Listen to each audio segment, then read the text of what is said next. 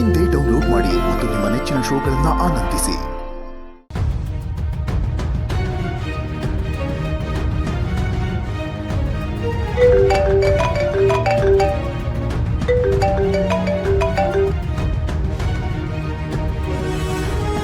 Hello. ಕ್ಷಮಿಸಿ ಅಪ್ಪ. ಕ್ಷಮಿಸೋದಾ? ಕ್ಷಮಿಸೋಂಥ ತಪ್ಪು ನೀನೇ ನಮ್ಮ ಮಾಡಿದೆ. ನಾನು ಇಂಥ ಟೈಮಲ್ಲಿ ನಿಮಗೆ ಕಾಲ್ ಮಾಡಿರೋದೇ ತಪ್ಪು. ನಿಮ್ಮ ಜೊತೆ ಮಾತಾಡಿ ನಿಮಗಿನ್ನೂ ಇರಿಟೇಟ್ ಮಾಡ್ತಿದ್ದೀನಿ ಅಂತ ಅನ್ನಿಸ್ತಾ ಇದೆ. ಆದರೆ ನನಗೆ ತಡೆಯೋಕ್ಕಾಗಲಿಲ್ಲ. ನಿಮ್ಮ ಜೊತೆ ತುಂಬ ಮಾತಾಡಬೇಕು ಅಂತ ಅನ್ನಿಸ್ತಾ ಇತ್ತು, ಅದಕ್ಕೆ ಮಾಡಿದೆ. ಅಪ್ಪ, ನೀವೇನು ಅಂತ ನನಗೆ ಚೆನ್ನಾಗಿ ಗೊತ್ತಪ್ಪ. ಬರೀ ನನಗೆ ಮಾತ್ರ ಅಲ್ಲ, ನಿಮ್ಮನ್ನು ನಂಬಿದವ್ರಿಗೆ, ನಿಮ್ಮನ್ನು ಗೆಲ್ಲಿಸಿದವ್ರಿಗೆ, ನಿಮ್ಮನ್ನು ಪ್ರೀತಿಸಿದವ್ರಿಗೆ ನೀವೇನು ಅಂತ ಚೆನ್ನಾಗಿ ಗೊತ್ತು. ನಮ್ಮಪ್ಪ ಯಾವತ್ತೂ ಯಾರ ಮುಂದೆನೂ ಕೈ ಚಾಚ್ದವ್ರಲ್ಲ. ಅವರು ಬೆಳಕು ಕೊಡೋ ಸೂರ್ಯ ಇದ್ದ ಹಾಗೆ. ಮೋಡ ಅಡ್ಡ ಬಂತು ಅಂದ ಮಾತ್ರಕ್ಕೆ ಅದು ಸೂರ್ಯನೇ ನುಂಗ್ಬಿಡ್ತು ಅಂತ ಅಂದ್ಕೊಂಡ್ರೆ ಅದು ಅವ್ರ ಭ್ರಮೆ ಅಷ್ಟೆ. ನಿಮ್ಮ ಮುಖದಲ್ಲಿರೋ ಕಾಂತಿ, ತೇಜಸ್ಸು, ನಿಮ್ಮ ಮನಸ್ಸಲ್ಲಿರೋ ಧೈರ್ಯ ಯಾವತ್ತೂ ಕಮ್ಮಿ ಆಗಲ್ಲ. ನನಗೆ ಚೆನ್ನಾಗಿ ಗೊತ್ತಪ್ಪ. ನಾನು ಆ ಮನೆ ಮಗಳಾಗಿ ನಿಮಗೆ ವೋಟ್ ಮಾಡಿರೋ ಪ್ರಜೆಯಾಗಿ ಹೇಳ್ತಾ ಇದ್ದೀನಿ, ನಾವು ಯಾವಾಗಲೂ ನಿಮ್ಮ ಜೊತೆ ಇರ್ತೀವಪ್ಪ. ಎಂಥ ಪರಿಸ್ಥಿತಿಯಲ್ಲೂ ನಾವು ನಿಮ್ಮ ಜೊತೆ ನಿಲ್ತೀವಿ, ನಿಮ್ಮನ್ನ ನಂಬ್ತೀವಿ, ನಿಮ್ಮನ್ನ ಆರಾಧಿಸ್ತೀವಿ. ಥ್ಯಾಂಕ್ಸ್ ಅಮ್ಮ. ನೀನು ಹೇಳಿದಾಗೆ ಪರಿಸ್ಥಿತಿಗೆ ನನ್ನ ಎದುರಿಸೋ ಧೈರ್ಯ ಇಲ್ಲ. ನಾನು ಏನು ಯೋಚನೆ ಮಾಡ್ತಾ ಗೊತ್ತಿಲ್ಲ, ಆದರೂ ನಮ್ಮವರು ನಮ್ಮ ಜೊತೆ ಇರ್ತೀನಿ ಅಂದಾಗ ಸ್ವಲ್ಪ ಆನಂದ ಆಗುತ್ತೆ. ಥ್ಯಾಂಕ್ ಯು ಅಮ್ಮ, ಥ್ಯಾಂಕ್ ಯು.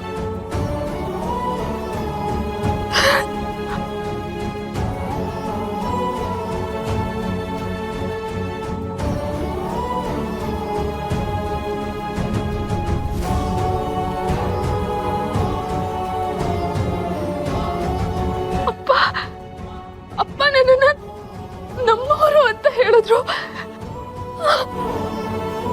ಅಂದ್ರೆ ನಾನು ಅವ್ರ ಮನಸ್ಸಲ್ಲಿದ್ದೀನಿ.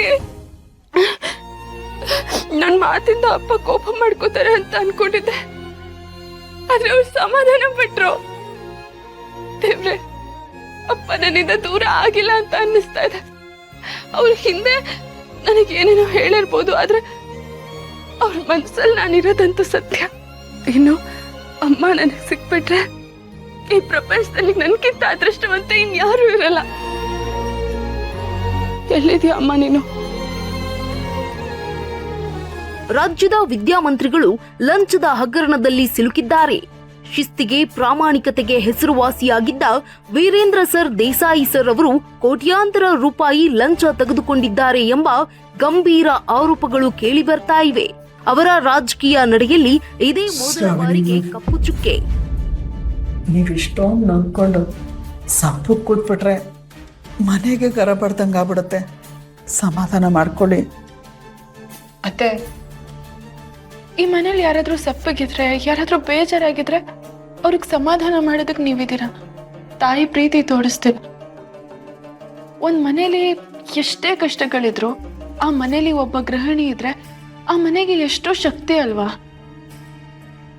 ನಮ್ಮ ಮನೇಲಿ ಚಿಕ್ಕಮ್ಮ ಇದ್ದಾರೆ ನಿಜ, ಆದ್ರೆ ಅಪ್ಪ ಈ ಪರಿಸ್ಥಿತಿಯಲ್ಲಿರುವಾಗ ಅವ್ರ ಜೊತೆ ಮಾತಾಡೋದಕ್ಕೆ, ಅವ್ರಿಗೆ ಸಮಾಧಾನ ಮಾಡೋದಕ್ಕೆ ನಮ್ಮಮ್ಮ ಇರ್ಬೇಕಾಗಿತ್ತು.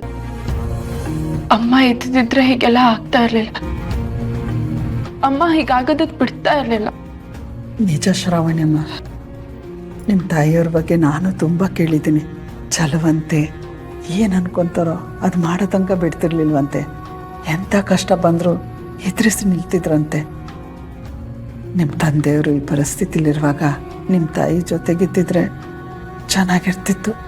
ಪ್ರಪಂಚ ಎಲ್ಲ ಅಪ್ಪನ ಬಗ್ಗೆ ಏನೇ ಮಾತಾಡ್ತಿರ್ಬೋದು, ಆದ್ರೆ ಅಪ್ಪ ಏನು ಅಂತ ನನಗೆ ಗೊತ್ತಲ್ವಾ? ಮತ್ತೆ ಯಾಕೆ ಬೇಜಾರು ಮಾಡ್ಕೋತೀರಾ? ಸಮಾಧಾನ ಮಾಡ್ಕೊಳ್ಳಿ. ಹೇಗ್ ಸಮಾಧಾನ ಮಾಡ್ಕೊಳದತ್ತೆ? ಒಂದೊಂದ್ ದಿನ ಒಂದೊಂದ್ ವಿಡಿಯೋ ಬರ್ತಾ ಇದೆ, ಇದನ್ನೆಲ್ಲ ನಂಬಕ್ಕೆ ಆಗ್ತಿಲ್ಲ. ಇಲ್ಲಿ ನೋಡಿ, ಈ ವಿಡಿಯೋಲಿ ಅಪ್ಪನೇ ಒಪ್ಕೊಳ್ಳೋ ಹಾಗಿದೆ. ಹೌದ್ರಿ, ನಾನೇ 30 ಕೋಟಿ ತಿಂದಿದ್ದು. ಏನ್ರಿ ಇವಾಗ? ಏನಿವಾಗ?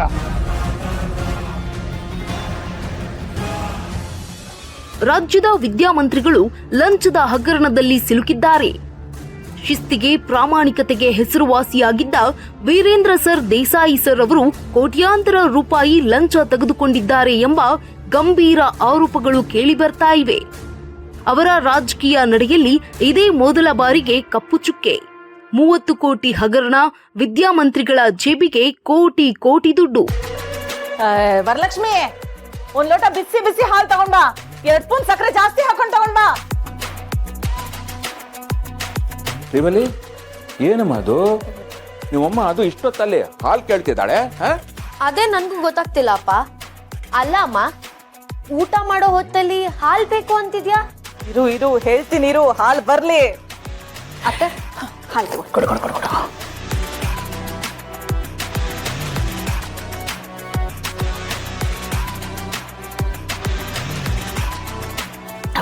ಬಾ. ಈಗ ಹಾಲು ಕುಡ್ದಷ್ಟು ಸಂತೋಷ ಆಗ್ತಾ ಇದೆ ಕಣೆ. ಅಮ್ಮ, ನೀನ್ ಕುಡ್ದಿದ್ ಹಾಲೆ.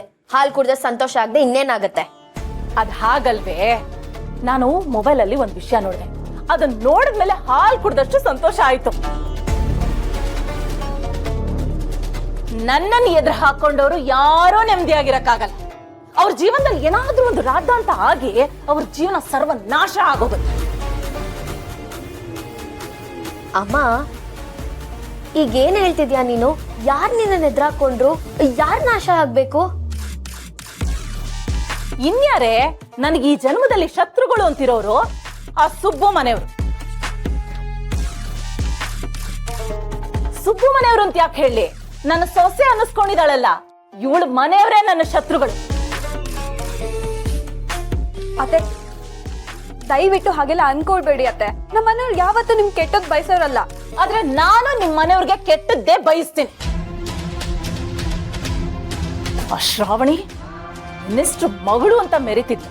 ಈಗ ನೋಡ್ದ್ಯಾ, ಆ ಮಿನಿಸ್ಟ್ರು ಯಾವ್ದು ಹಗರಣದಲ್ಲಿ ಸಿಕ್ಕಾಕೊಂಡಿದ್ದಾರೆ. ಎಲ್ಲ ಕಡೆ ಅದೇ ಸುದ್ದಿ. ಆ ಸುದ್ದಿ ನೋಡಿನೇ ಹಾಲು ಕುಡ್ದಷ್ಟು ಸಂತೋಷ ಆಯ್ತು ಅಂತ ಹೇಳಿತ್ತು. ಅತ್ತೆ, ಇದೆಲ್ಲ ಖಂಡಿತವಾಗ್ಲೂ ಸುಳ್ಳು. ಅವ್ರು ಯಾವತ್ತೂ ಇಂಥ ಕೆಲಸ ಮಾಡೋರಲ್ಲ. ಅವರು ಶ್ರಾವಣಿ ಅದಕ್ಕೆ ಅಪ್ಪ ಅಂತಾಗ್ಲಿ ಅಥವಾ ಮಿನಿಸ್ಟ್ರು ಸಾಹೇಬ್ರು ಅಂತಾಗ್ಲಿ ನಾನು ಈ ಮಾತನ್ನ ಹೇಳ್ತಾ ಇಲ್ಲ.